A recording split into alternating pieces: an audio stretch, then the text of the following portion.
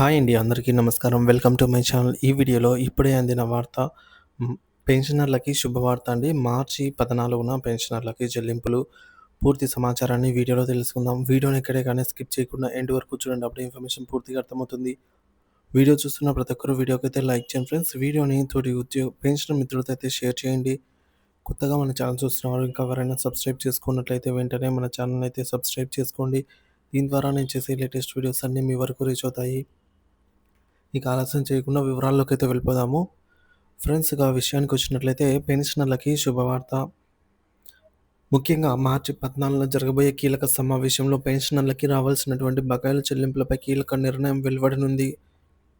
Pension పెంపు మరియు బకాయిల చెల్లింపులపై ప్రభుత్వ నిర్ణయం.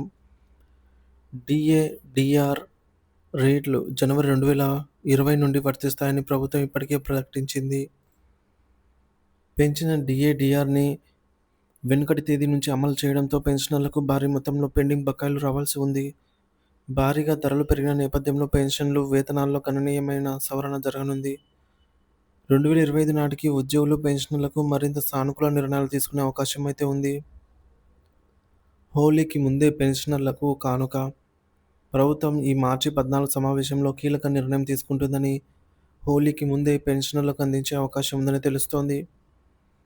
ఆంధ్రప్రదేశ్ అసెంబ్లీ సమావేశాలు కూడా కొనసాగుతున్న నేపథ్యంలో ఈ చర్చలు మరింత వేగంగా అందుకున్నాయి. పెన్షనర్ల కోసం భారీ శుభవార్త. ప్రభుత్వం పెన్షనర్లకు రావాల్సిన బకాయిల చెల్లింపులను స్పష్టంగా ప్రకటించి తగిన చర్యలు తీసుకోవాలని భావిస్తోంది. ఈ సమావేశంలో బకాయిల చెల్లింపులపై నిర్దిష్టమైన సూచన ప్రకటించే అవకాశం ఉందని సమాచారము.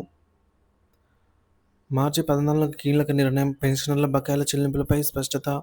2020 నుంచి పెన్షన్ల డీఏ, డీఆర్ పెంపు వెనుకటి తేదీ నుంచి అమలు. ఉద్యోగ పెన్షనర్లకు 2025 నాటి మరియు సానుకూల ప్రకటనలు. హోళీకి ముందే పెన్షనర్ల బకాయిల చెల్లింపులు జరిగే అవకాశం. మొత్తం మీద ఈ నిర్ణయంపై పెన్షనర్లకు గొప్ప శుభవార్త అయితే రానుందనమాట. మార్చి 14 తీసుకునే నిర్ణయంపై అందరి చూపు ఉండనుంది.